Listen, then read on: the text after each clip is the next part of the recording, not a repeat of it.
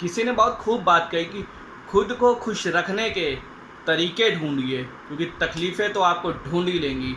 नमस्कार, मैं हूं शशांक पांडे और आज मेरे साथ कहानी एक सन्यासी की।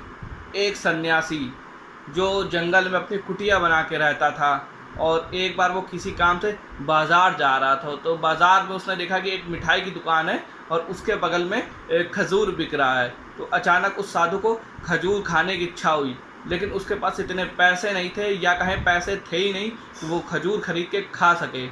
उसके मन में यही इच्छा चलती। खैर, जब पैसे नहीं होते तो वो वहाँ से चला जाता है, फिर अपने कुटिया में जाता है, लेटा होता है और उसी खजूर के बारे में सोच रहा होता है कि काश मेरे पास पैसे होते, मैं खजूर खा सकता। और यही सोचते सोचते सो जाता है।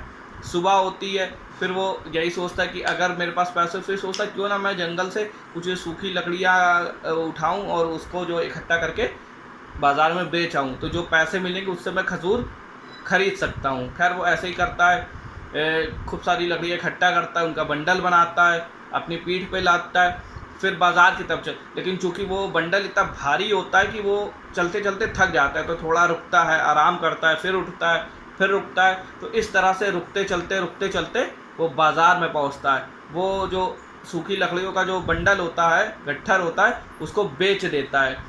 उसको कुछ उसके बदले में अमाउंट मिलता है, कुछ रुपया मिलता है। तो वो उस रुपए को लेके जाता है उस खजूर की दुकान पे, और जब वो उस दुकान पे पहुंचता है तो वो खजूर खरीद लेता है और बड़ा खुश होता है, सोचता है अब घर जाके इसको खाऊंगा। लेकिन जैसे ही वो अपने घर में अपनी झोपड़ी में पहुंचता है, उसको खाने जा रहा होता है, तो ये मन में सोचता है कि आज मुझे खजूर खाने की इच्छा हुई है, फिर कल को मुझे जो है नए कपड़े पहनने की इच्छा होगी, फिर परसों मुझे कोई बड़ा मकान खरीदने की इच्छा होगी। तो वो सोचता है मैं साधु हूँ और मेरा काम है कि अपने ऊपर नियंत्रण रखना, अपनी इच्छाओं पे काबू करना, ना कि इच्छाएं बढ़ाते जाना। आज मेरी इतनी सी इच्छा है, कल मेरी इतनी भी इच्छा हो सकती। तो उसने वो खजूर खाए नहीं, बल्कि उसके पास से एक भिखारी जा रहा होता है और जो शायद भूखा भी लग रहा होता है, तो वो सारा खजूर वो साधु उठा के उस भिखारी को दान दे देता है।